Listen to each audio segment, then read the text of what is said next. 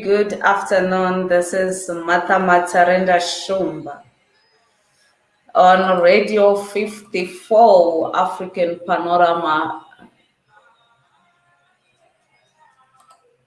Creating the Africa we want on Radio 54 African Panorama. Welcome to the show. I see that we already have Faith Muguludu already in studio. Tackling this issue, like I said, we're gonna have women in the house just to celebrate International Women's Month for the last time. It hasn't been easy, just being March, and the 8th of March is International Women's Day. Now is International, closing up International Women's Month. Well, it's difficult, when you are not a woman, you wouldn't understand why we are doing this. You wouldn't understand why each and everything should be about women. But you only understand if you take it as women are our mothers, women are everything that we have, women are our sisters, women are our daughters. If you take it that way, you'll be just fine, and you wouldn't have an issue with every day being a Women's Day. We need to celebrate our female leaders. We need to celebrate our mothers, our grandmothers, and so forth. Even men, when they are facing issues and any challenges, they go back to their mothers, to cry about this, complain about that, complain about another woman. They go to their mothers. To complain about their daughters, they go to their mothers. So there is more reason for us to actually celebrate women. And today we are focusing on the topic, Be Bold for Change, women taking leadership space in creating the Africa we want. I see that we already have other women in the house, and some are still logging in. Network could be just a problem, but we'll try as much as we can. Good afternoon, Faith. I see you are already here.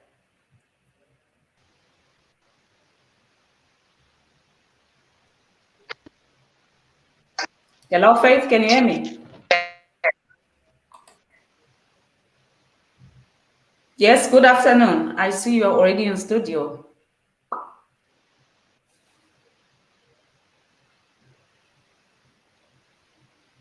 Okay, if you decide that you will be poor, there's nothing I can do. You're gonna be poor. If you decide to be rich today, who gonna stop you? Who? If you decide you want to be rich, all you gotta do is start. Why not? Who gonna stop you? Unless you tell it to the wrong person. Yeah, I just had to play that clip. Somebody just sent it to me just now, saying this is my inspiration each and every day. A woman, by the way, sent me that clip saying this is my inspiration each and every morning. So before I do anything, that's my cup of coffee. I love that so much because when you wake up, there's just a lot of stuff that are happening. Husbands troubling you, kids troubling you, the scum of the earth, the news, everything. So if you can have some sort of motivation, whether it's from Steve Harvey or from Radio 54 African Panorama, just to make sure that you drink that, you make that your cup of tea, so that you start your day energized. I see we have another guest who just logged in. Good afternoon, Tentai. I see you are with us now. I know you are on the road, but said, I'm just going to pack for this one. I just want to make sure that I'm packed and I am tuned in. Good afternoon. Hi, how are you, Mata? Thank you so much for having me on your show. I'm on the road, as you said, but I think in 30 minutes I'll arrive and then I can properly listen to this and participate. Thank you so much. Can you hear me? Yes, I can hear you properly. Okay. Yes, Thank you. Thank you for being here today to participate on the show. It's women like you that we need, on the forefront, pushing in business and in politics. Faith just sent a message. Network is doing gangster on me. Yeah, I'm so sorry for that. Faith, can you hear me now? Good afternoon.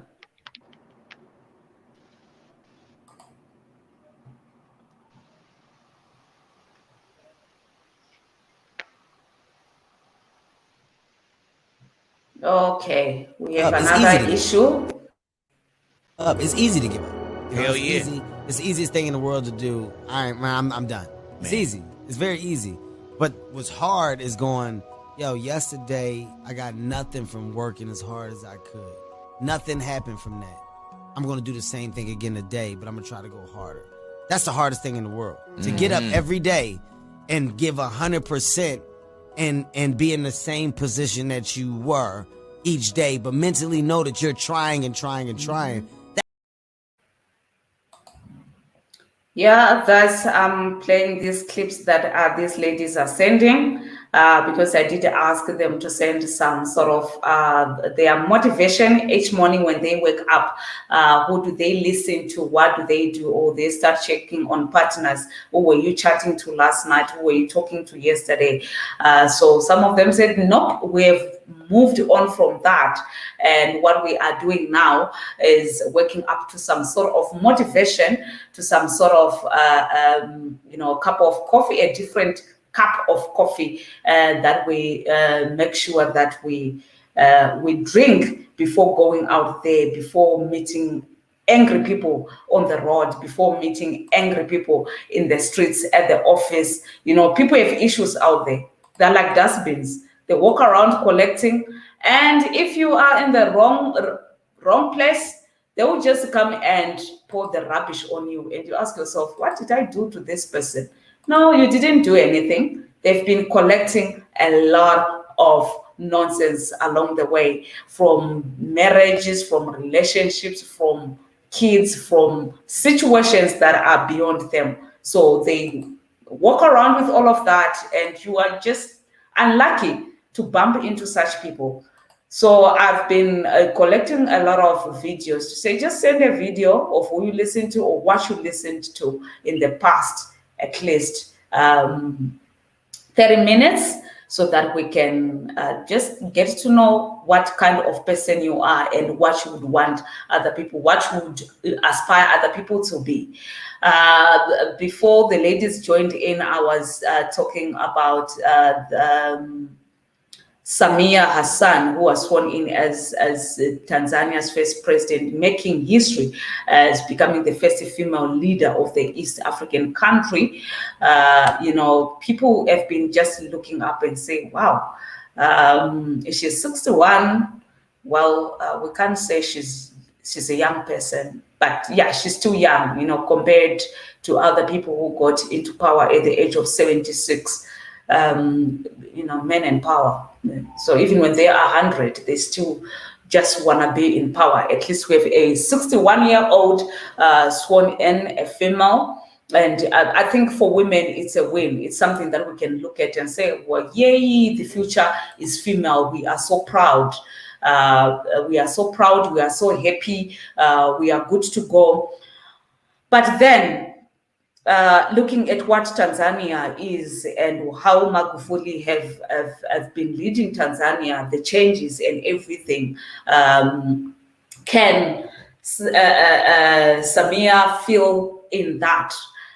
Can she push the same vision, or she has her own vision that's just going to be a little different and do things the Samia way? Because most of the mistakes that we make as Africans or as human beings, it's just that we look at the current leader, and compare with the previous leader to say, who Magufuli was. Is she going to be like that? We saw that when the president of Zimbabwe, Mnangagwa, took over. Rather than to look at him as Idi Mnangagwa taking over and bringing him his Shumba charm, we were looking at what Mugabe was, how he spoke, how he did things, and expected the same. So I think that contradiction of expectations can create a lot of problems. So we need to look at Samia as Samia, the new female president of Tanzania, and take it from there. She will fill in the biggest issues where Pan-Africans are concerned, but I believe and trust that she will play a role that needs to be played. She will do what's right for the people of Tanzania. She will do what's right for Africa. She will do what's right as a mother, as a sister, as a daughter, looking at the challenges in another way. normally as women we are called emotional beings. Like, you guys are emotional, you just go all over with your emotions. But I think emotions are a good thing, because when men get angry, they send soldiers to war. Yes. And women and children suffer in the process. When men are angry and being emotional, they make decisions that gets civil people, just civilians getting hurt. So I think at this point in time, we need that motherly leader, someone who look at the vulnerability of her children, the vulnerability of the country, to say this is what needs to be done. And the decisions, she's a strong person. We've had female warriors who conquered men. But don't get me wrong, this is not a competition, this is not a comparison, but I'm just saying many people have looked at, as a woman, she might not be strong enough to play that role.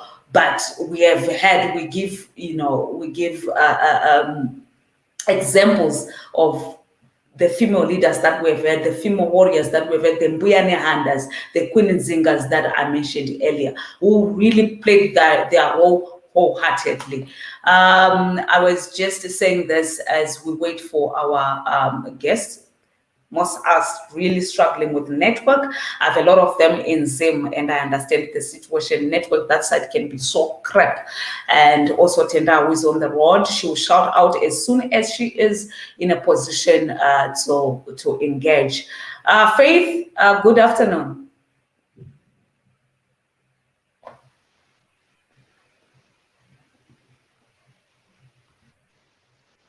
Good afternoon, Faith.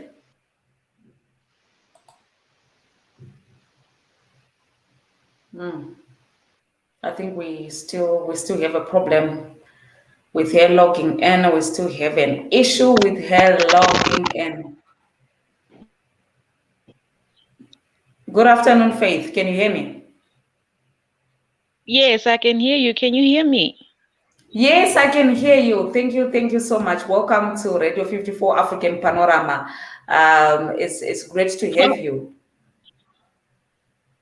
Thank you so much. It is an amazing and a humbling opportunity to be here with you and all other powerful women to have this lucrative discussion. Okay, thank you so much. Kubonga mina, because I was just looking at your bio, the things that you are doing, things that you have done, being a life guide and everything. It's amazing. It's amazing, when we see women, especially young women, going out there and doing quite a lot. You are at Lily Blossom Academy. You are a certified mental health aider. You are a life guide, a brand ambassador for Harare Metropolitan Baseball, student at Zim Open University. You volunteer for gender-based violence projects, quality education, mental health advocate, prophetic intercessor. How has been your journey as a woman, or we shouldn't look at gender? Oh, you just made my afternoon. You know, Martha, it really because okay, maybe I should start from the time I grew up in terms of how society, the society I was in, deemed women, especially being in the church or as a prophetic intercessor. Where I grew up, we were taught that women are not allowed to preach, they are not allowed to minister. Their duty is just to sit at the back and just listen.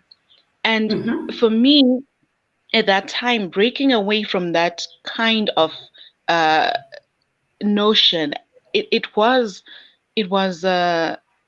hard because already you're a young woman who is maybe fighting against patriarchal society, not only in the church, but the church is supposed to be a place or religious institutions are supposed to be a place where you find comfort and where you find strength, uh, because of being in support systems. But the very same people that are supposed to bring comfort, they are the same people saying, "Why are you doing this? We don't believe in women who wear makeup or who wear trousers or any kind of jewelry." So uh, it was really hard. However, I over time, as my journey went through, I realized that we can never stop people from saying what they want to say. But That's someone right. once said that, exactly. Someone once said that um, what happens to us is 10%, but 90% is how we react to it. So That's true. as women, because after being called all sorts of names from the religious sector, from even if you're trying to be in the political spaces, uh, there will always be people, okay. And also even just walking in town, and me being a light person, be like, there'll be derogatory statements like, uh like Yellow giant bone. or yellow born, things like that. They're like, hey, it's sometimes it's very it's sexual harassment, if I should so say. But then now, if we are to change the perception of uh men or males around, it will take a long time. So now I had to That's true. develop a conscious decision to develop a thick skin, because some people will just never change, no matter how much we may try to do this and this. So I just said, okay, you know what, Faith, this is what you want to do. Now you have to realize that first and foremost, you have to understand your purpose. I had, That's Martha, true. if I tell you, if I did not understand my purpose, it was going to be a hard journey, a harder journey, because Yes. where there is purpose, where there is purpose, you understand that no matter what will come my way, I have to get back up and I have to continue running the race. No matter where That's right. or whosoever uh, tries to degrade me or to block me, I still have to get back up. It's not about falling. So many times we fall, Martha, so many Yeah. times. But you see, but now it is for us to get back up and say, okay, dust yourself up, put on your makeup or whatever people put on, and just say, you know what, I got this. Look at yourself in the mirror and say, I got this. I know where I'm going. I know what I want to achieve. And Yeah. through it all, you still run the race. So that has been my mantra, that no matter how much I fall, I have to get back up. Even if it means I have to get back up after 2 weeks or 1 week or 1 day or 2 years, I just have to get back up because I understand my purpose. And the passion in me makes it very hard to let go of what I desire to see in Zimbabwe for what I desire to see in Africa. That's right. Yes. It's quite interesting, and I love how you are putting it. Understanding your purpose, that's the first thing. But given the setup in Africa, women take too long to understand their purpose. Because understanding your purpose, I believe it doesn't just happen overnight, like just waking up. This is me understanding my purpose. Somebody have to Mm-hmm. lead me to that level, whether it's the Mm-hmm. influence from my parents, from my environment, church, work, something have to be breathed within me. And the Mm-hmm. platforms will present themselves. So when we look at men and women, men were given that opportunity at a very young age. Mm-hmm. They are given that opportunity to lead, to do all those jobs that are, always pushing them to their opportunity, to their Mm-hmm. what you call it, to their purpose. But when it comes to women, this is a totally different scenario. So, do That is you true. feel sometimes like you are being disadvantaged just by being a woman? Definitely, Martha. the world, even if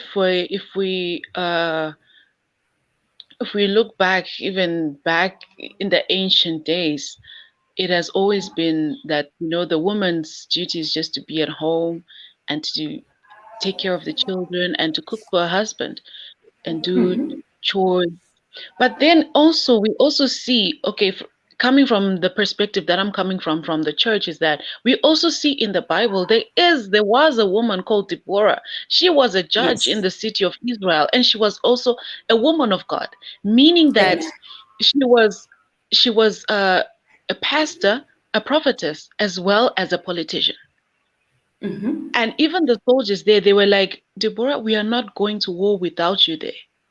that's And true. she That's she right. she went with them. So, and she was also married, meaning that you can have a woman who is a pastor, who is a politician, and who is a wonderful wife. Now, because Yes. women naturally, we are able to multitask. Now, Mm-hmm. because of how a lot of we are teaching women how to be great leaders, but we are not That's right. capacitating the men how to handle a strong Mm-hmm. woman. Mm-hmm. This is where the gap is. So the disadvantage will be there. I mean, anything really, we cannot say we can really eliminate all of it. But here, That's right. from how I managed uh, from own experience, to maneuver through all of these systems is the topic, our topic of discussion is taking.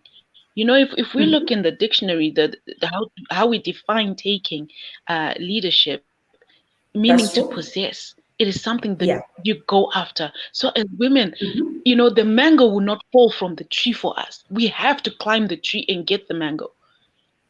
You see, so already to me, actually, I think maybe we are like super women because we have wings to fly and to reach the mango tree. Tell Because us. Tell us. Tell us. We you want see, to hear these things because, to be honest, there is a woman sitting at home feeling sorry for herself simply because the mm-hmm, society taught her something else. Society mm, told her something else that is completely different. You don't know how many mm. times women are told they are not good enough.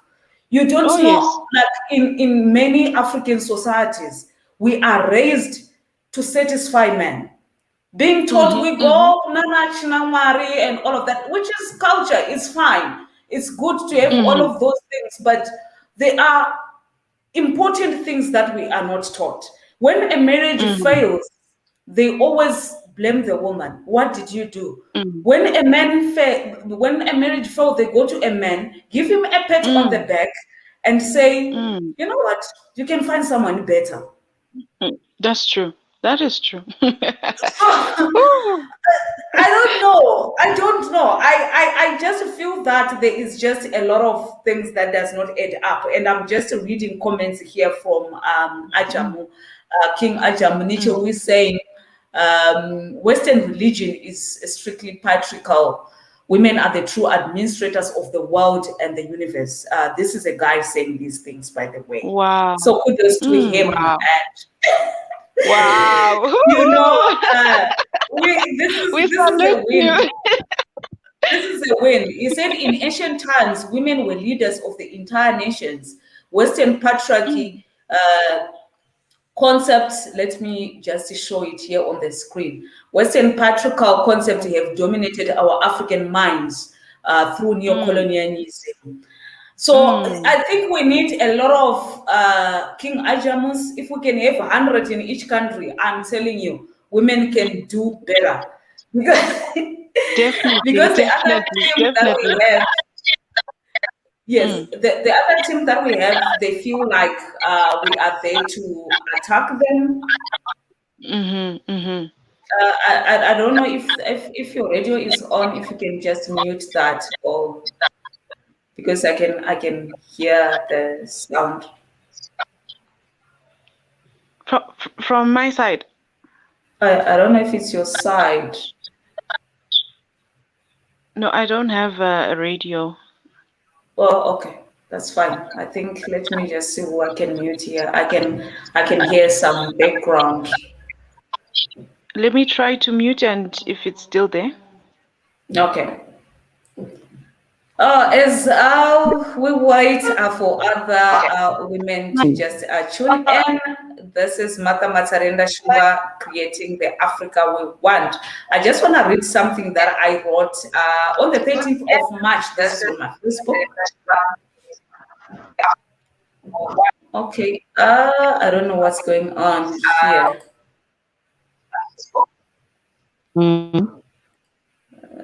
It seems there's a mic that's open. Is it the background from here, from my side? Not really sure. Let me see if I can mute that. I think it's from Tariro.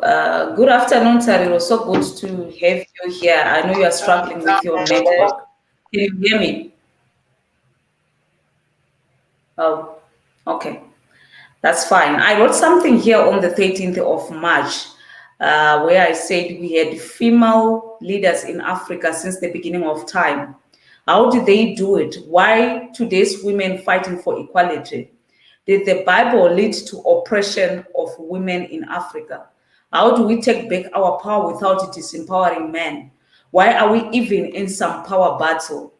Looking at these powerful women makes one think deep. Number one, Amina, the queen of Zaria, Nigeria. Kandake, the empress of Ethiopia. Makeda, the queen of Sheba. Nefertiti, queen of ancient Kemet, Egypt. Ya Asantewa from Ghana. Mbuyane Andacharonyaka Skana, spirit medium from Zim. Queen Nandi, the Zulu kingdom. Queen Moremi, kingdom of Nigeria. Queen Lozekei, queen of the Ndebele. Queen Zinga, Angola. Queen Yamazana, the Ndebele. With these women who really led men back in the day, they did very well.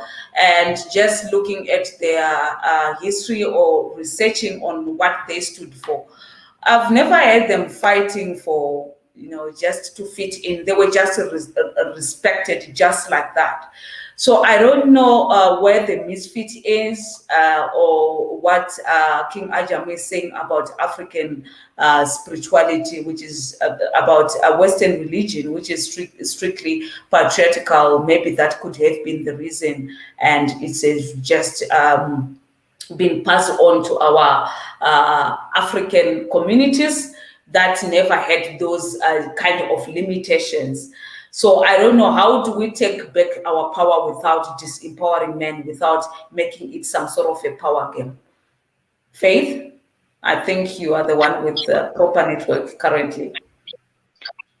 Okay, wonderful. Thank you so much. Right now there is need to be a balance between, as when we are capacitating the women, we also need to have programs that also capacitate the men. That's right. And because, okay, I will go back again to, there's a statement about the Bible that does it oppress women.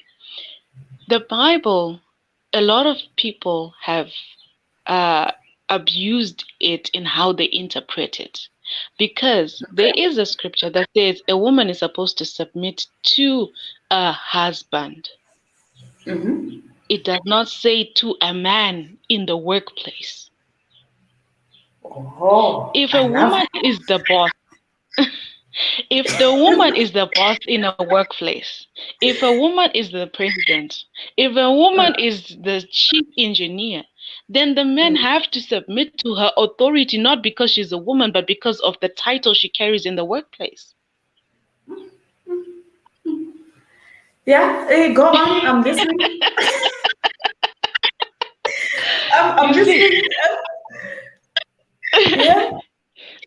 So, because now, yes, the woman, she has to be loving to her husband, But now let's just take, for example, if the husband and the wife, they work in the same organization, and it so happens that the wife is the one who is now the CEO. He has to know and realize that she is now wearing the jacket of a CEO, not the jacket of a wife. When they leave the office doors and they are in their car going home, she removes the jacket of a CEO and wears the jacket of a wife.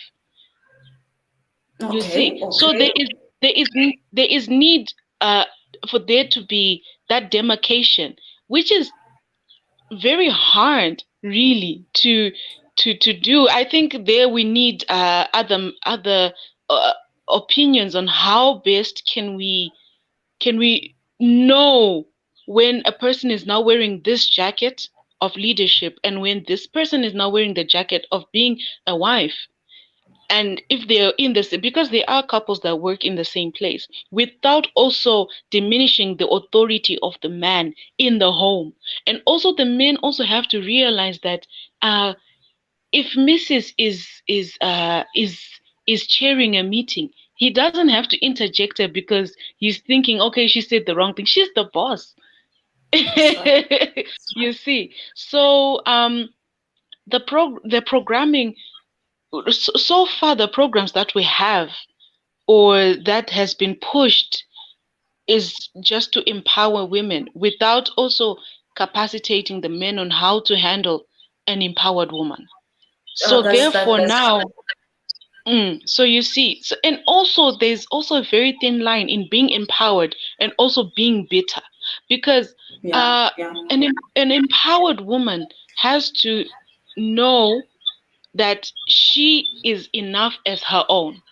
She is good by herself, and also understanding that she does not have to degrade a man for her to find her own relevance.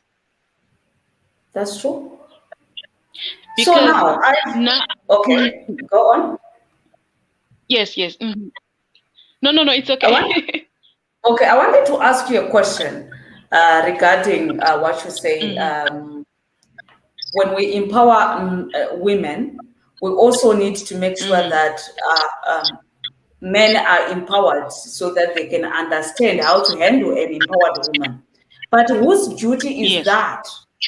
Whose duty is that? Because as mothers, I've noticed that as mothers and sisters, we have this Mhm, brother or my son who is out mhm, there dating an empowered mhm, woman.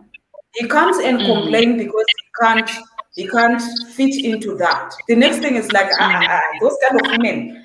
She can't work, man. Go to the village and get a proper woman. We are the women who mhm, do that. We are the women mhm, who mhm, advise them to leave such a woman and go for a mhm, better woman. So mhm, whose mhm, duty is it to then empower a guy to fit into this empowered woman's life? mm. Wow. No, Martha, this is this question is it is a very sad reality that women are also disempowering other women. Uh, That's right. I think this now goes back to um, where self-esteem, as you mentioned earlier about how women were brought up maybe being told that you're not enough, you are lesser than a man. So now what happens is in the home setup, when a mother or a sister to a man and brings this woman who is a doctor or who is a politician to meet his parents and his sisters, uh, as you mentioned that they were saying, no, we need someone who's got a lower uh, class in terms of qualifications or something. Why? Because these women, their self-esteem is not to par. So they feel threatened That's true. by this woman who understands her purpose, by this woman who is walking in her path. So now this we go back to how, because there are seven things that mold a person, and Okay. we are talking about the religious side. The religious side, it molds how a person thinks, how they operate, and how they do things. And we also talk about how a person handles finances. Yeah, how if the woman was taught to to be a responsible woman in handling finances, or was she always expecting to get pocket money from her father or from her mother? And we're also talking about how the family, the family's values, how did they make the children grow up? If they were eating, I'll give an example. Where I grew up, if we were cooking a Yeah. chicken, every person will get two pieces. There was no, this is the mother, this is the father, or this is the child. No, no, no. Everyone would get subconsciously. My mom and my dad, they taught us that everyone is equal. So it was an automatic thing. Even my nephew, he's I think he's 9 now. But if you see him, he'll get the same pieces of meat as the adults. So the family has to be deliberate. Now, this is where the NGOs come in. Okay. NGOs provide capacity building with programs that help families understand that the boy child and the girl child, they are equal. They are not in a Okay. competition with each other. They are not, and everyone is if it's housework, the man also has to know how to sweep the house. If it's the girl, she also has to be able to dig outside. Just so that there is that unity of purpose and that uh, equality that is there. So this is the pillar of the family, the responsibility. Now then we go back to the pillar of education. Our education system has really taught us that for you to be number one, you have to be in a competition with so and so. Mother, do you That's know true. that there are people who are very intellectual in terms of they know how to read algorithms and mathematical concepts, etc. But then there's another person who may not be well versed in how to do mathematical algorithms, but maybe if you play them a song, they are able to understand it. That's true. So That's very we well. have we have made especially here in Africa, we've made our education system to be uh, a system that uh, one size fits all. Therefore, it has made other people feel as if they are dull. But they are not dull, they just have different ways of interpreting information, That's true. you see. So then we go, so our education system as well is to play that we also need from a very young age. We also need to have programs where we That's true. capacitate uh, the children from ECD. We need to have those emotional intelligent activities, anger management, or any kind of activities that encourages equality. Yeah. Then we go into the political spaces or the governance spaces, whereby from a young age people are already, they know, maybe they have an idea. As a child is growing up, you know, okay, this child really loves to draw, or this person really loves to talk a lot, or they love to sing. So That's me. I capacity love to talk to you. to capacitate the children from where they are growing up in their different gifts and talents, and making them grow in that, so that when they are able to understand, if they want to become an engineer, they'll be like, oh, okay, at least I've been trained, I've been I was already being capacitated using my gifts and talents. So you see, all of these seven pillars, they are very important and crucial, and it is everyone's duty. Even the media has a role to play. So we cannot say that That's so and so is solely responsible. No, everyone has got a role to play into bringing about the change we desire to see in Africa, and how more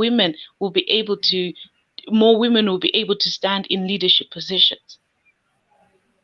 wow. This is brilliant. Amazing. Thank you so much for sharing this because wow. I was hoping to just get some just a little bit of information, but you just give us all of it.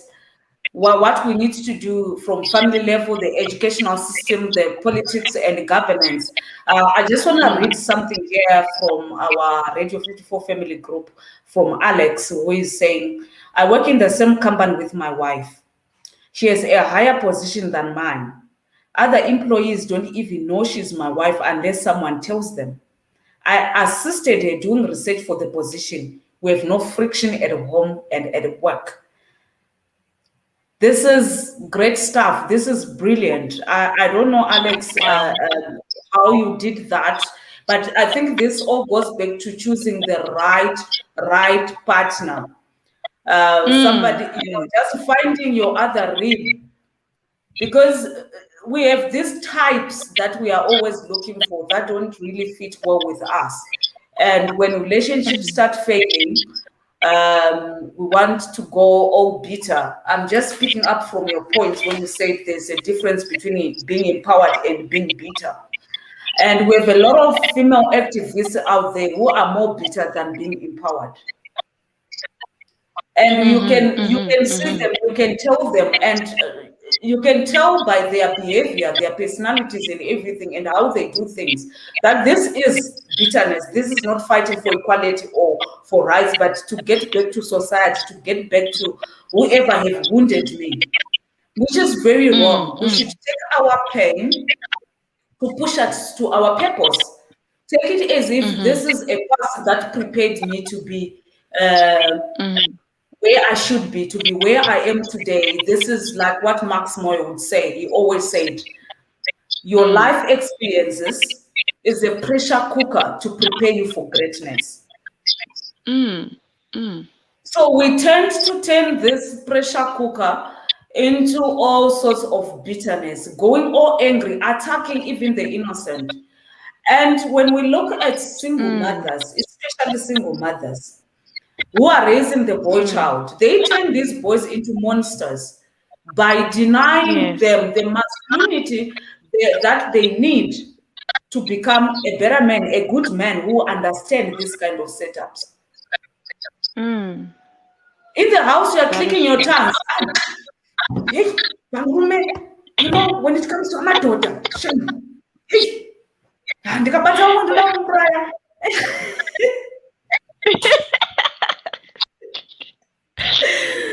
sorry, you want to murder everyone, and the boy is listening. The next woman that he meets is behaving in the same way. He's not able to cool her down. He goes into a defensive mode and he wants to defend himself from all the wrath and anger and stuff. An empowered woman should strive to be the best version of a mother, of a sister, of a leader, of a wife. And I will really coach you going forward. The uniform, the overall that you wear as a CEO, it ends at your company's doorstep. Once you are home, you submit to your husband. And submission simply means to your husband. A man at work, if you are in a position of authority, should salute you because of your position of power.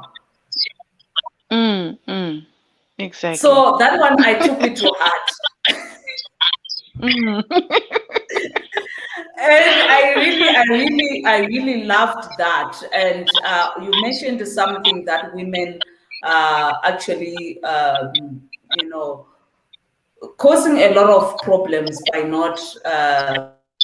I gave the example of the sister-in-law and the mother-in-law. Do you think, because I saw in another group, I think we're in the same group for Zimbabwe Women's Forum, where someone was saying, we have become each other's enemies. Do you believe that as women we have become each other's enemies and we are, our own enemy, our own evil? Thank you so much, Martha. You know, to a larger extent, yes, we have.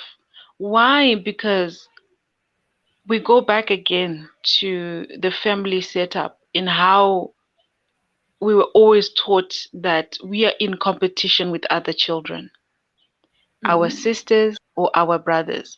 So that mindset, because it's all in the mind, that mindset now, it grows up with us, even to, you know, up until we are adults or etc.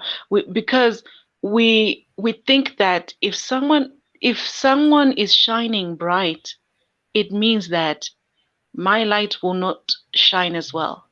But we as women, we need to understand that each and every one of us, there is no other mother like you. You were born with That's what you right. were born with, the strengths that you have, the mind, the weaknesses that you have, uh the capabilities that you have, everything that entails who mother is not what entails who faith is. So if each and every one of us as women, we are able to understand that we have different purposes and paths, and no matter how bright someone's, because okay, I'll give an example. It is not everyone who's meant to be a CEO. If everyone wants to be a CEO, that means there will be no workers. Yeah, that's true. And if everyone was meant to be an engineer, it means then there'll be no teachers, there'll be no doctors, and so forth. So this is where purpose again it comes in. It It all comes boils into down to play. purpose. When we understand our purpose, why we were born as women in our own capacities, then we are able to look past how someone's star is shining. Because if we understand that times and seasons they are different, if Martha's season was meant to shine from 2010 until to 2050 or whatsoever, and another person's star is meant to shine from 2020 until 2030, then so be it. We just have to also have that capacitation of realizing that we are who we are, and no matter who is in the space, as long as we are all walking in our purpose, then there is no need for us to hate on each other. This is the number one problem, because we have so many women who don't understand where they are going, why they are doing what they are doing, and a lot of times people they get in, as you mentioned, that they become activists or so forth because of bitterness. It is not about passion, Yeah. or it is not about empowering. There is where they want to get back to to society, right? Instead of, okay, delivering other women from maybe bondages. That is true. However, now, because of that, it's a lot of work, Martha. It is a lot of work that we have to do. And also, we cannot say, Kuti, uh, we want to be given that we as women have to have a deliberate, we have to make deliberate decisions that, okay, I've got these scars from growing up. On my way forward, what am I doing? Am I going to be the bridge to someone else's prosperity, or am I going to be the number one catalyst to destroy someone's reputation, who is my sister? And it seems So we like you have are to very good decide. at that. Mm. So you see, we have to make deliberate decisions. Are we going to be a bridge, or are we going to be a catalyst of destruction?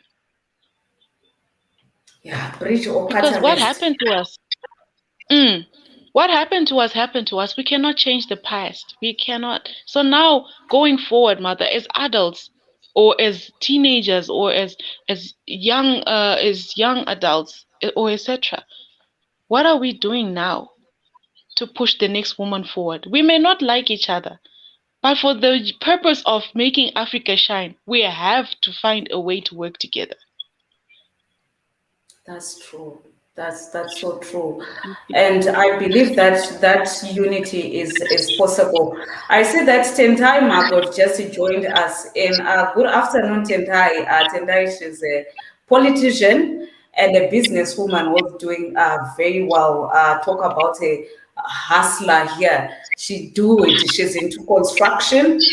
Set up her own construction company. She is a mining engineer, one of the first to be certified in Zimbabwe, by the way. So we are not talking about a small person here. We have a big woman in the house, and yeah, she is here. Or I saw that her network had just kicked her out. Good afternoon, Tentai. You just joined us in. Hi, Martha. How are you? Hi, is it Faith? Who else is in? How are you, We have ladies? Faith. Yes, we have Faith, and we have Tariro also in the background. The network is giving a trouble. And we Okay. also have a king in the house. I'm just going to introduce him just now. We have something to say. So I said, let me add you in. But I just want to hear what the ladies have to say first. Yes. Okay, thank you. All right. You are a woman in business and in politics, and we have heard numerous conversations between you and I regarding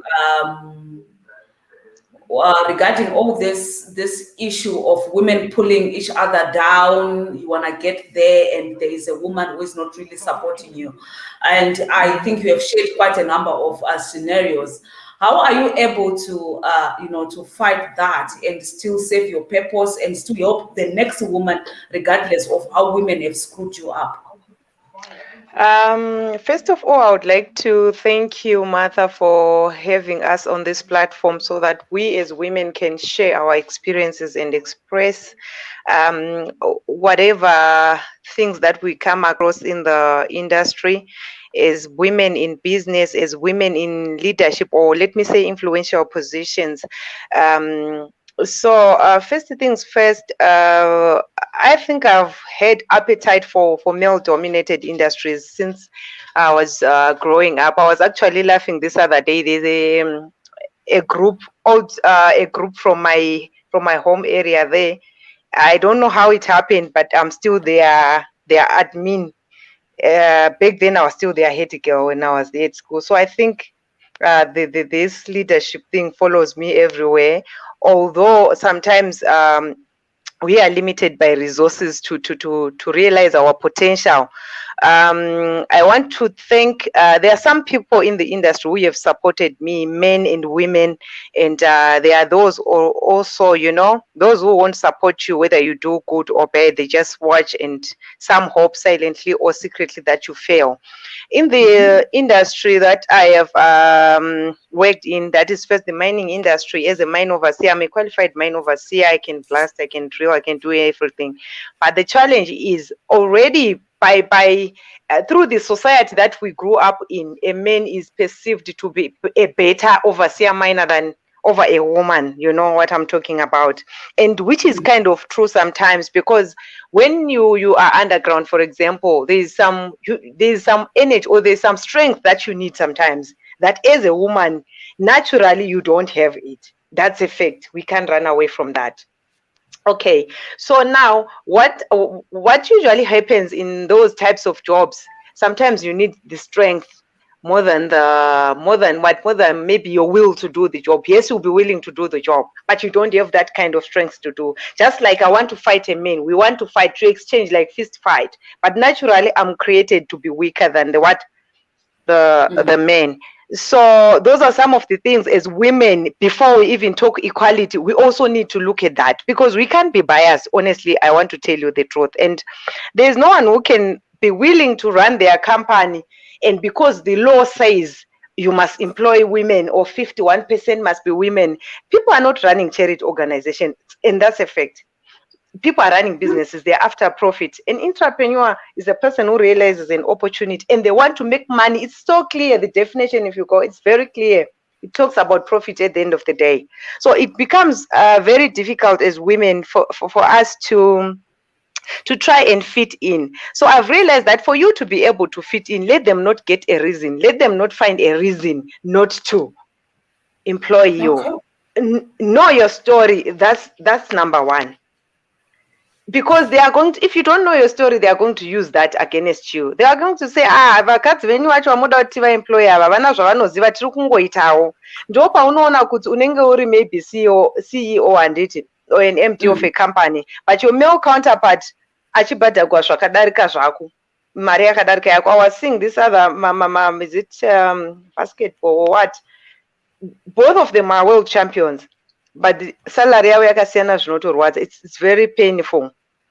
Then you see kuti these things are not going to change. Then there's an issue kuti a woman is in a position to uplift other women when she doesn't do that. There are two reasons. I've realized that there are mostly two reasons. Number one, that woman has been betrayed before by fellow women that she has put in those positions. Then that becomes a problem then for her to trust again. You can't blame such a person. Once bitten, twice what? Shy. I don't know. Once chaka changes and do chakatanga. That's what people say. Right. Number two, there are those women who have gone up there and you can't blame them through other means. So now when they see a young mother or a young faith trying to achieve the same maybe height or whatever they have achieved, they think she's gonna use what they used to go on top there, right? That's Mina, it all comes back to men. It all comes back to men. Men are using their position and their powerfulness in the society to make sure that they remain on top. You go to a man looking for a job, they tell you, I can't give you the job before. I've lost so many opportunities. I've lost so many jobs. Right. Yeah, so I know what I'm talking about. I'm not just saying, I'm speaking about things that happen. So for us to come out of this problem as women, we need to come up together. Yeah. Instead of you fighting that side chick, I'll take it personal now to you women, because I know that's what you okay, you are clever at that, at going and fighting other women. Why are you not fighting your men? So it starts from there. Yeah. That's the way you are my sister's keeper. It starts from there. If you want to really adhere to that, why are you not fighting with the men? Because he is the one cheating. Sometimes you tell Luguti, the woman that your man is cheating with is not married. So between the two of them, the one who is married is the one who is cheating. So this issue, as an entrepreneur, I've realized that there are so many things, and sometimes, I try to be that strong entrepreneur, but my partner is holding me back. My partner is holding me down. If I try to engage with male people, he thinks I'm sleeping with them. So at the end of the day, you have because they don't believe in our potential. They don't believe in our potential. They don't think that we can make it without sex being involved. Life is not about sex. Yes. Or maybe sometimes men feel that way because that's what they do when they are at work. Yes. To give them opportunities. So when to you give also them opportunities, go out there and wanna do it, they think another man is also gonna do the same thing. I'm not sure, but that's my thinking. Yeah, I think that's kind of true. I will agree with you there. So can I go on? Yes. You can. Yeah, so I was saying my journey as an entrepreneur started during the first lockdown.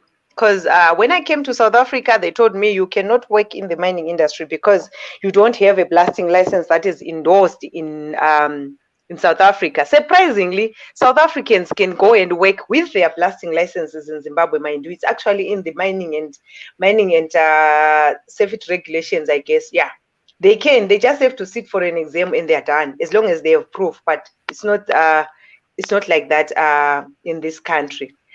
Then I started doing some part-time work as a freelance facilitator and all. Then, education institutions were closed by the time, during that lockdown time. That's when I decided, you know what, let me start something. Then that's when I started this construction thing. It's hard. It's very difficult. When you go there, take a quotation as a woman, some male customers would say to you, you know what, why don't you just leave this? Okay, and then you know what's coming next. I love you. So now already you went there looking for work. You went there as an independent person.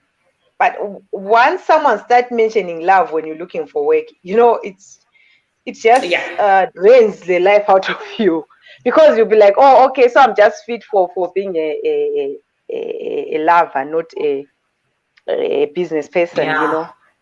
Yeah, then Yeah, they it's so sad. all those things start. So now I've been here for almost a year, and the only thing that has kept me going is the goals that I've set for myself. I've failed so many times. I've been betrayed so many times. I've been called all sorts of names so many times, but I've told myself that I'm not gonna give up. Yeah, It's that's true. I might not be rich, but I'll die trying. I'll try.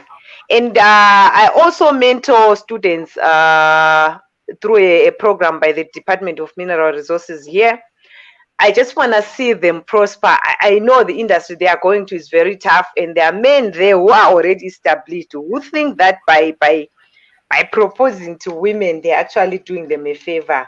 You know what? I don't know how to say this, but men, as long as you cannot provide your own meal, people will abuse you, whether it be it's family members or what. So if the government is really, or if the governments in Africa are really serious about their let's empower women, they must stop providing only shelter, because it doesn't help. My husband beats me, they shelter me for 3 months. So what's next? They give me free food. What's next? Yeah, To I me, think that you are doesn't. touching Yeah. on something. You are Yes. touching on something, and it's not just about women. Anybody who feeds you controls you. So the Exactly. moment you are relying on that, especially women, we are at a very disadvantage, because you pay with your body either way. And the moment that you say no, you are losing that opportunity. The struggle continues. Exactly. Mm. And with what you have highlighted, it seems like women are not really coming together to unite to say, at least if there is a woman at that position, she can be able to hire us without asking for this, because they just look at my CV, they're not looking at anything else. Yes. But if Yes. they've got on that position using the same modus operandi that men are using, with all these other women, it's still she won't. She also wants you to go and pay the price. So, Exactly. so it becomes really difficult. I would like to. I think Tariro have managed to just log in. Tariro, good afternoon.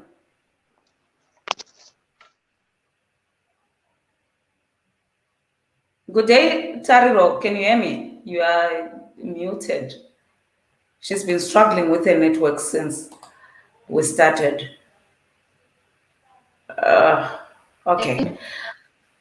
Yes, good I'm a afternoon. Yes, can you hear me? Mm. Okay, she's been kicked out. The network again. Okay, let me introduce a man.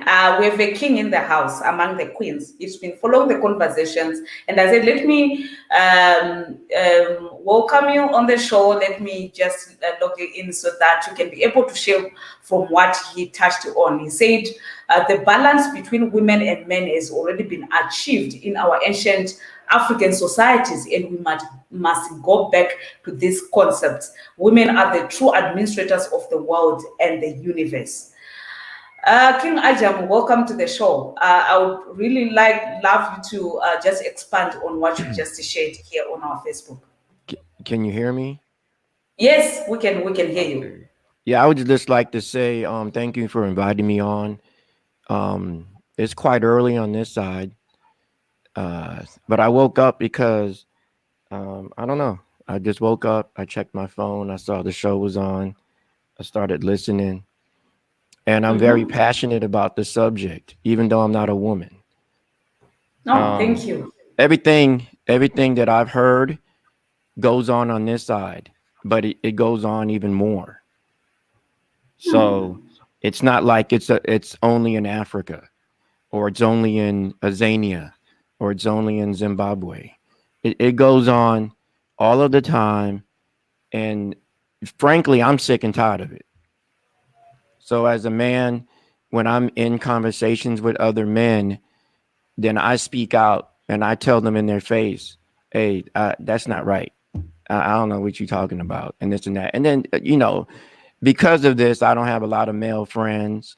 I don't keep a lot of female friends because, I'm married. And I understand, human nature. And I understand, what's going on in the world. I've been around. So I'm kind of one of a kind type of individual. However, I cannot neglect the fact that women are such an important part of any society. So the comments Amen. the comments that I made on with you today, the comment about how women are the administrators of the world, is because women men look at things from a logical point. However, this is not a theory that I'm coming up with. This is not a theory, and it's not a belief. It's fact. It's fact. Women have a nurturing side. Men normally don't nurture. I don't nurture my son. I don't go up to my son and try to hug him or kiss him. That's not the first thing on my mind. The first thing on my mind is, did you do your work? Did you listen to your mother? Did you do what I told you to do? Whatever. But it's not that nurturing part. Women have the power of nurturing, and they also have the power of logic. So you can't say women don't think logically. That doesn't make any sense. They do. Men normally think logically. That's it. They're about, I'm going to be the defender, whatever Western society has placed in their minds. Because I live in a Western society, a dominated society. Let's just be honest. And when I started to realize, when I started to research, where does this thing of women being subservient to men come from?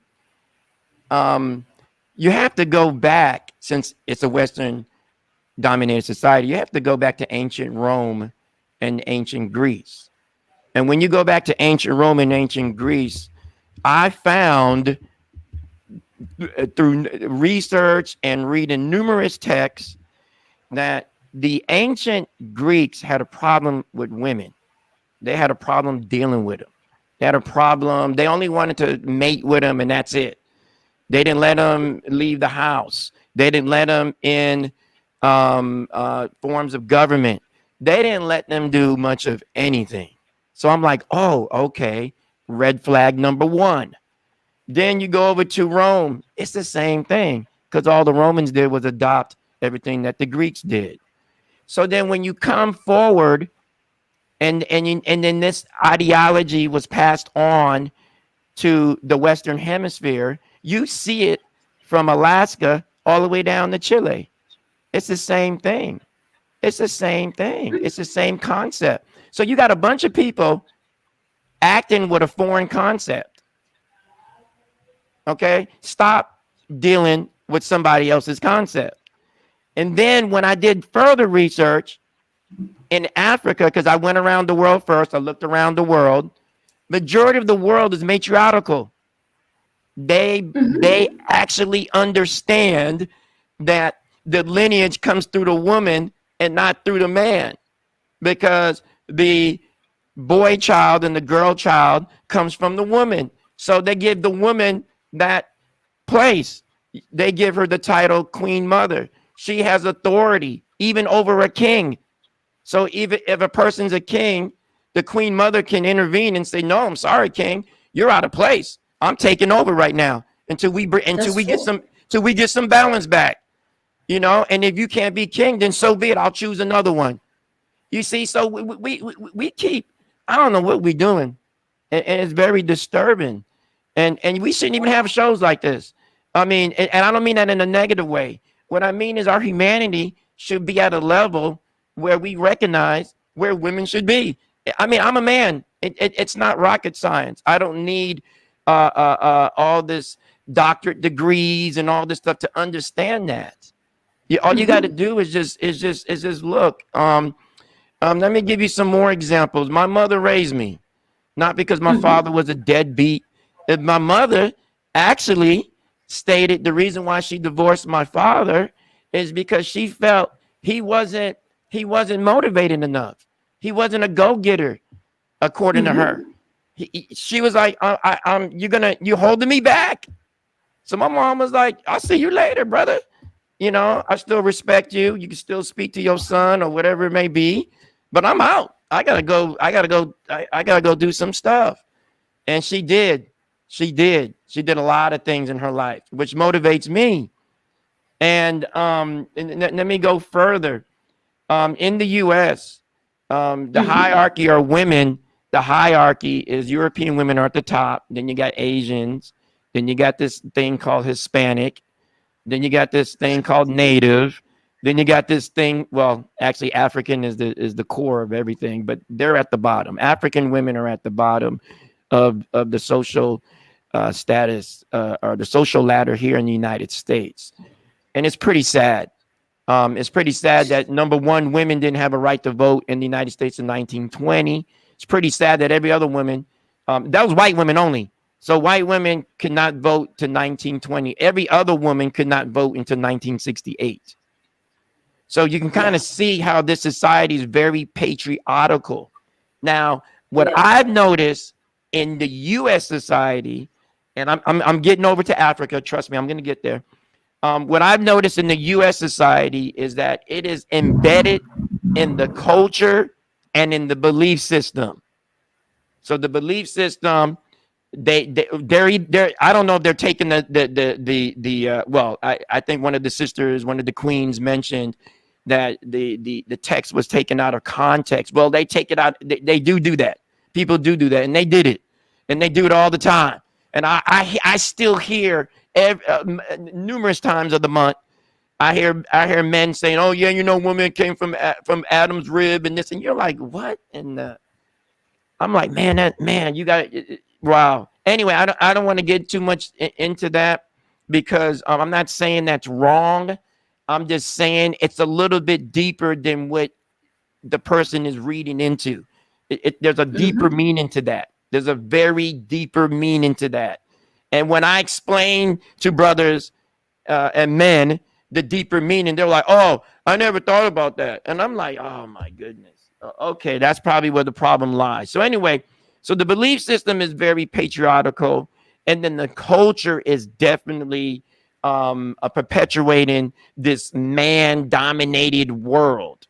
So right now, most people, if you ask them who's in charge of the planet, they'll say men is. Now, if men are in charge of the planet, let's say they are, right? And I'm not happy with that, but let's just say they are.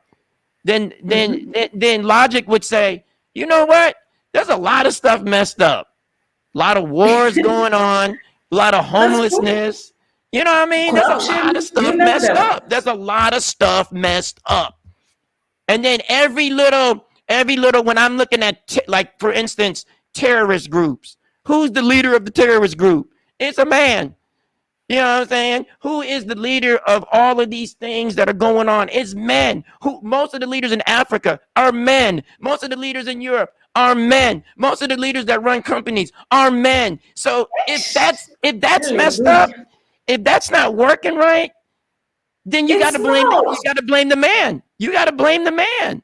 So my thing is, why can't men say, you know what?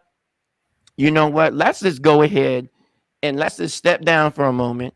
Let's let the women rule. And let's see what happens. Let's see what happens. Let's see what happens. I don't have a problem with that. I've never had a problem with women. I don't look at women as sex objects and all of that. That's to me, that's disrespectful and that's just ridiculous. Makes no sense.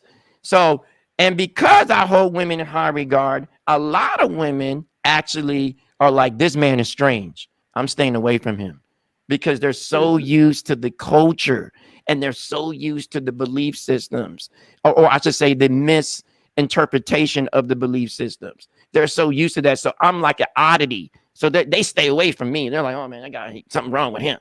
You see? So I don't want you guys to think, you know, that a lot of all men are thinking the same way, which I know most people would not feel that way. However, men just need to grow up. I feel, stop acting like little children, and go back. Just look. Just I'm not saying go. I'm not saying live in the past. What I'm saying is look at the past so you can move forward. But just look at the past for a moment. And you mentioned, Queen, all of these different women that were in power. There's so many others that you didn't mention.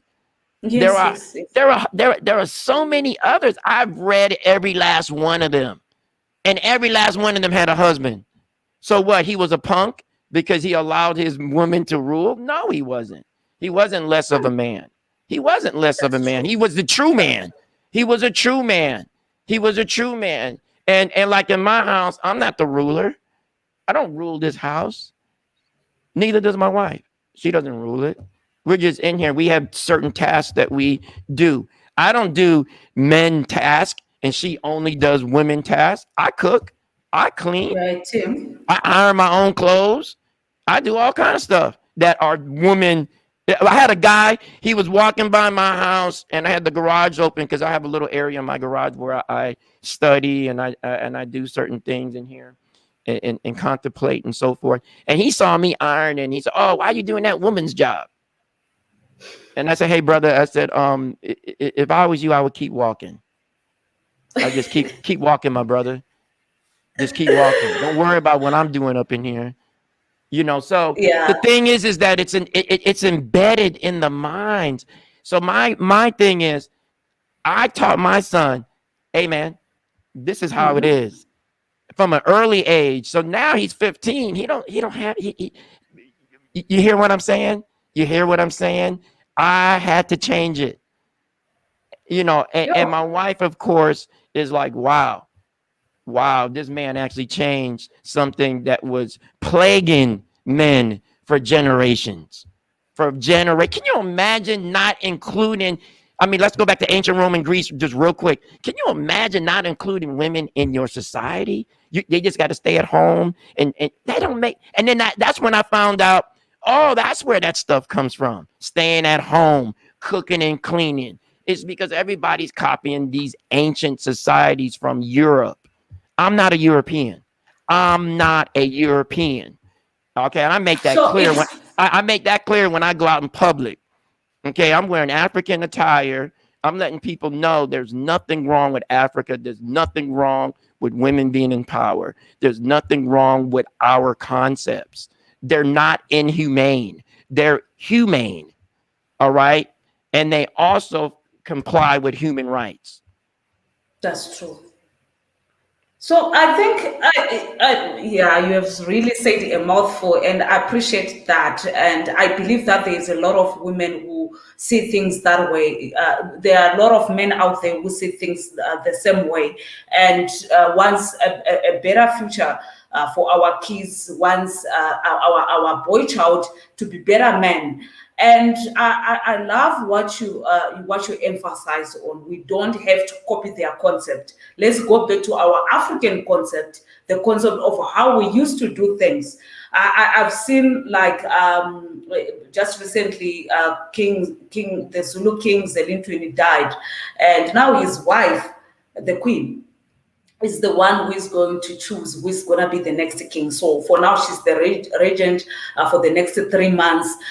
This is the power that she carries. She's the one who is fit to actually be the next king. So yeah, women actually are the, like you stated, are the only ones that can kind of tap into that type of energy or that type of power. They're the only ones. Men don't have that discernment. They don't have that.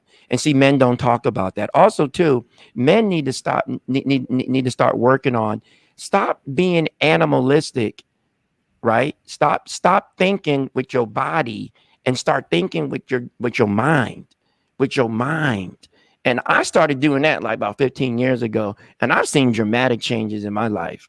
Okay. I don't think with my body. Okay. Because the body will mislead you. But my mind never misleads me. My logic, it doesn't mislead me. It keeps me where I'm supposed to be. And there's nothing wrong with that. So all you men out there, ain't nothing wrong with that. Now you can say, oh, well, this man, he live in the United States. He don't live in Africa, blah, blah, blah, Ray. Okay, how come I've been all over the world 3 times? And I've been in all kind of different societies. And ain't nobody said, oh, that's not a man. I mean, I don't think I mean, it's you know what I'm saying? I mean, it's not, I mean, I don't know what's going on. I'm trying to figure it out myself. Maybe we need a show to figure out why men got everything so jacked up. no, we're going to invite them. Don't worry about that. I'm gonna have a show with only men, and we're going to tackle this issue, head on, physically. We need to finish this thing off because look, we have so much that we can achieve without all this power game. We have so much that we can do. I'm just gonna be quickly read a comment here before I can go back to Faith from the founder of Radio 54 African Panorama, Eric Knight, who wrote, wonderful discussion, Martha Matarenda Shumba. Big up on the guest for opening up. Tell Faith she has just won another fan in me. So yeah, back to you, Faith, who just won a fan. Given everything that King Ajame has been sharing and all, and how we can go back to using our own African concept, how do you think we can do this best? Going back to the African concept. This is not really going back to Mapane Shashiko and so forth, but just picking up where we left off, picking up where how our ancestors used to do things and living happily ever after without all this fighting for 50-50. Faith? Okay, I wanted Faith to pick that one up. Thank you so much, Martha. Wow, I'm really excited. Just hearing the different perspectives, and I'm actually, should I say, I'm excited. I have this joy in me that's unexplainable, really, and I'm like, wow. This is a powerful discussion that is very intriguing. So, and I really appreciate everyone who is making an input on this discussion. It's more like there's a light that has just come to Africa and beyond, because we are going to start to see a lot of these more men, who are actually going to be saying, you know what, let our sisters lead, let our wives lead, let our mothers lead and our aunts lead. It's really exciting that there are men out there who actually support and who have no problems in doing housework. It's more like how the unpaid care work and how people are sharing duties, which is perfect. It's magnifique, so they say in French. So going forward, that we need the grassroots, community-based organizations. We are talking about, if we're talking about right now, there's the Sustainable Development Goal number 5, which is talking about gender equality and etc. Now, because our world is ever evolving, and if we are feeding into the Agenda 2063, the agenda, if we're talking in Zimbabwe, the National Development Strategy 1, which also talks about capacitating women in not just providing shelter, but also empowering them economically as well. So, as I mentioned before, it is a collective effort, Martha.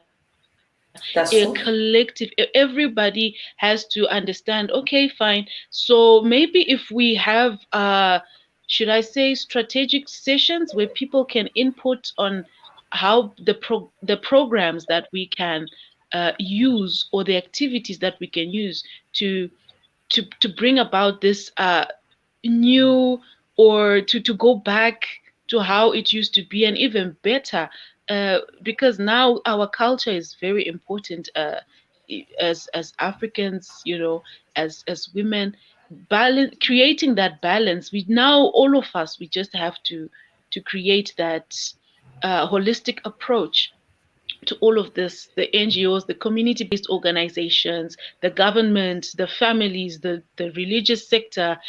Everyone has a part to play. Unity, unity, unity for sustainable development is the mantra. If we are to see Africa arising in its power, there's a reason why countries are called her. A nation is not called he. Because a country carries it carries depth, it carries seeds that when it is nurtured, it brings about a harvest that is unexplainable. And right now, Africa, we are in a ripe season. If we're, not even talking from the perspective of the church or anything, but just spiritually, really, Africa is in that season. For those who are time sensitive, Africa is in that season where it is going to flourish like never before. And all of us, we just have to say, okay, you know what? Let's do this and just move forward and That's right. capacitate the woman. And another, yeah, it is a Okay, you, collective effort, unity. It's like a wheel. Yeah, it's like a wheel. A wheel has different parts for it to move forward. It's got the spokes, it's got the screws, it's got the tube. So all of those spokes, all of the tube and the screws, all of them, they come together to create a wheel. And for a wheel to move forward, it needs each and every single spoke, it needs each and every single uh screw, it needs that tube that has the air in it to move forward. So for us to move forward, we have to be collective and deliberate in our actions. oh, that's true. Thank you so much, Faith. That's Faith Mugududu, who is a life guide in Zimbabwe and Africa as a whole. She's doing quite a lot of amazing work, and it's so great to have you on this show.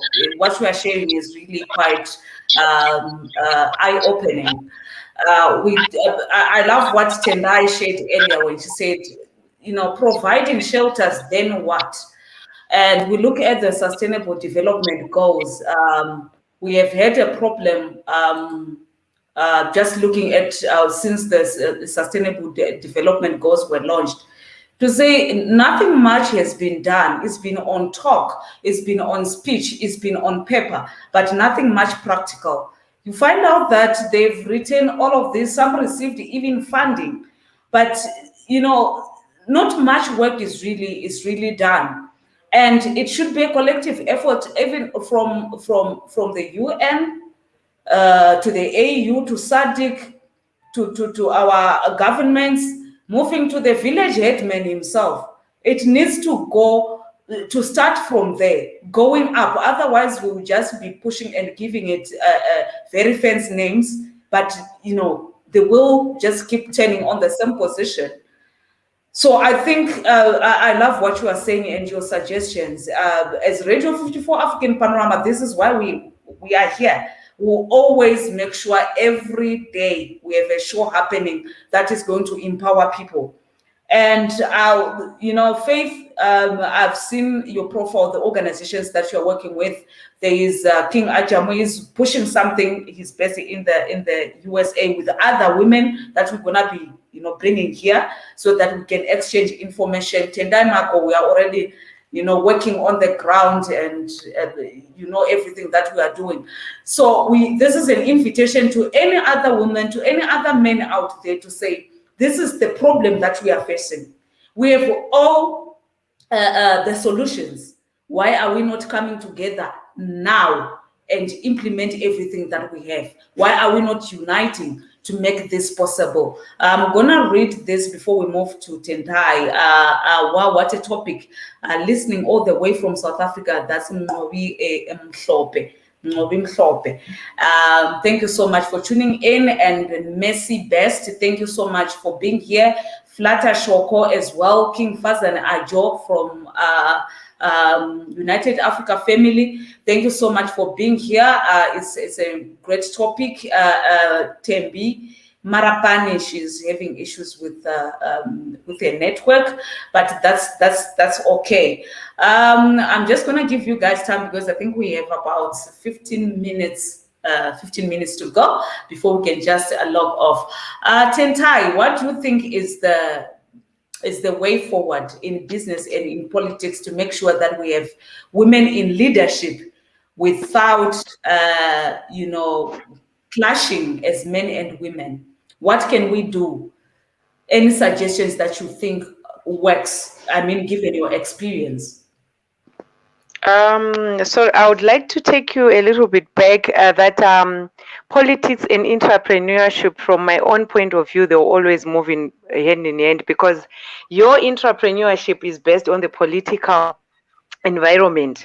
So in as much there are people who say, I'm not a politician, I don't want to get involved in politics. As long as you're an entrepreneur, you will one way or the other be involved in politics. So it's either you won't be able to participate or show that you belong to a certain party. You can't be partisan, but already you've got a bias towards a certain political party. Why? Because maybe you subscribe to their ideology or their way of doing things. So as an entrepreneur, you also need to be careful that you don't really align yourself to a certain political party. In case things change, politics change, people change, but the business is to remain afloat. So you need also to make sound decisions based on what you see, and you need also to know that politics will always affect your business. Just like, for example, in Zimbabwe, the politics in Zimbabwe is affecting the investors. The sanctions in Zimbabwe are affecting the coming in of investors. So as an entrepreneur in Zimbabwe, those are some of the things that you need to acquaint yourself with so that you can make sound decisions for your business. Then as to answer your questions on what you think we must do, I think like for women, the governments must come up with a strategy, something that is aligned to helping women, maybe removing some obstacles, trying to minimize them, so that people don't have to pass through 10 offices, because the moment they pass through 10 offices, know that all the 10 men, because usually they are the leaders, want to sleep with that woman until she gets what she wants.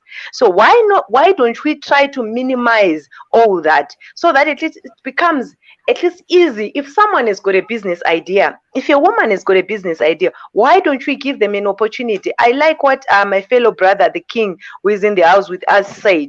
He said things that are really, really happening. And if we could have 10 men in society like him, 10 only, I'm telling you, will be good. Because I think now he's the only one. Sorry to say this. But yes. So I think governments must try to help women, and women in high positions, because they are there already. Women in high positions, please look down where you came from. Please assist us, pull us up with you guys. You cannot be advocating for GBV organizations, but you're not doing things on the ground. There's a woman down there who doesn't even have internet. They need you. They are selling their vegetables somewhere down, I don't know where there's no network. They also need, let's reach every other woman. Let's groom our girls. I'm not gonna say this, but that's my belief. A marriage is not an achievement. Sorry, I'll say this a little bit low. Let's try to make sure that our kids have got what they need to stand up for themselves. Like I said, you cannot abuse someone whom you don't give food, because as long as I get food from you, you abuse me, and you just put the food at your back and say, do this and then I'll give you this. So if we empower women, empowering women is not taking them to shelters. Empowering women is not arresting the abusive husband. Yes, you can do that. And what's next? So those are some of the things I think women in positions must sit down and take them And seriously and make sure they empower each and every lady along their way. Some women don't really need thousands of dollars. Give them $100, they will go buy their vegetables and resell. They are okay. So it depends on the society that you're working with. Everyone has got different needs, different ambitions. It's not like everyone wants to be a millionaire. Some people just want a roof over their head. Some people just want food for their kids. Let's try to work together to give them such that decent meal that they're just asking for. I don't think it's too much to ask for. Men, please. Thank you. thank you so much, Tentai Marco. We are left with 9 minutes, so I'll be dividing that with the guests. Mngobi. Sorry, Mngobi, I'm a Karanga woman. Some of the words I'm not able to, some of the names I'm not able to click my tongue. Mngobi Mhlope, he's saying, ha ha ha ha. I am another one, meaning he's another man in the house who really believes that women can do it. So out of the 10 that was suggested by Queen Tendai, we have 2. We are left with 8 more. If we can have 8 more, the next show that we're gonna have, we're bringing in this Mhlope. Please get in touch on our inbox on Radio 54. I need you on the next show with King Ajamwi and the other 8 men. I'll need 10 men here so that we can talk about this issue. And Alex, on our Radio 54 page, if possible, I'll get in touch with you so that we can also add you on this conversation. What's your take, Faith? Then I can close up with King Ajamwi. I think you can do in the next 3 minutes. What's your, your final conclusion regarding the topic that we had? What's the way forward? What can be done? Mhlope is saying Tendai for president. Mhlope, you don't know what you are doing, eh? You don't know what you are saying here. This woman will wake up tomorrow and she'll be mobilizing and become the next president of Africa. Vote for Tendai for president. Faith, your final remarks regarding this, your advice out there, what needs to be done in the next 3 minutes, please.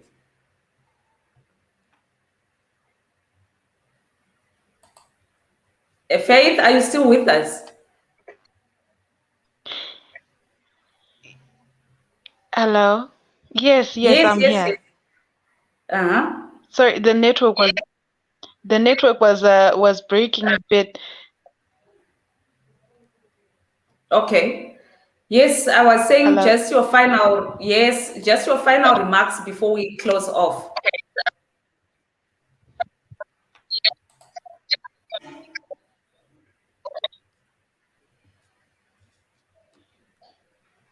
Sorry, may you please repeat that?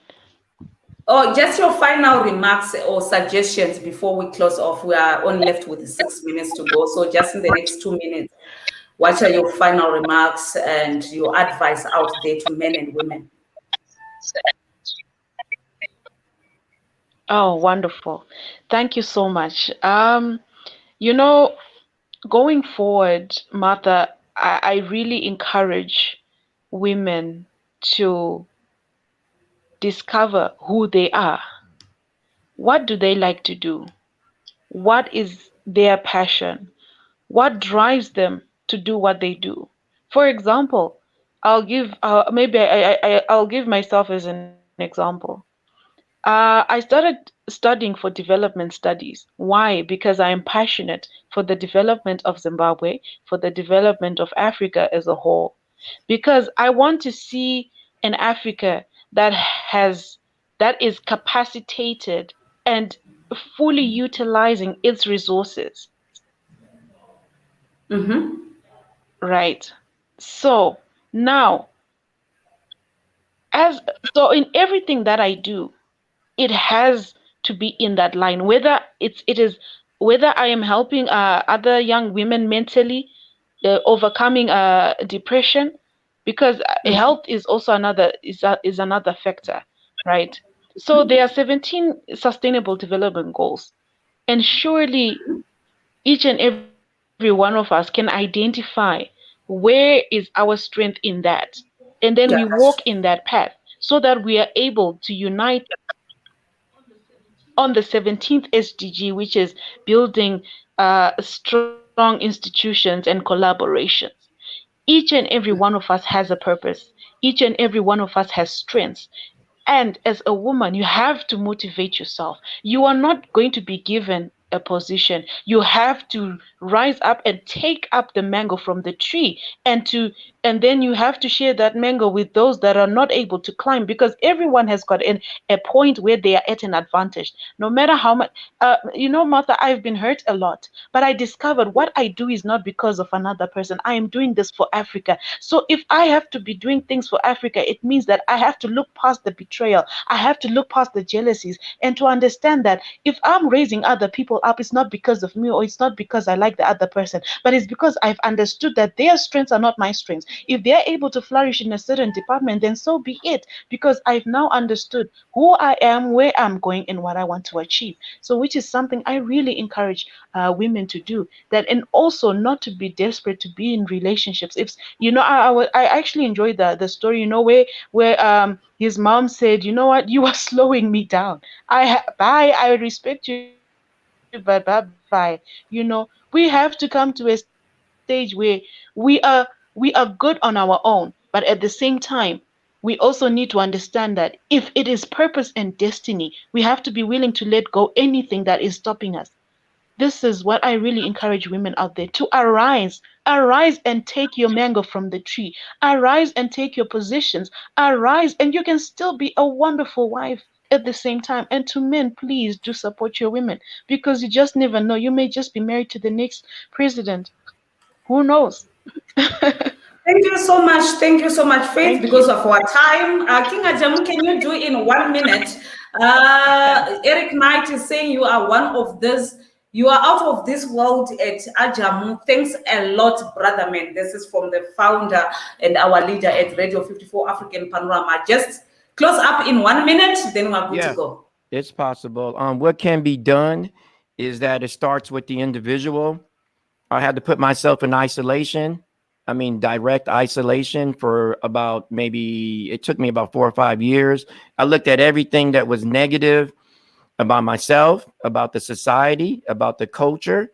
And then after I examined all those things on my own, then I decided, okay, I'm not going to deal with that no more. I'm not dealing with that negativity. So it starts with the person. Okay. So once you change your mindset, everything else falls into place.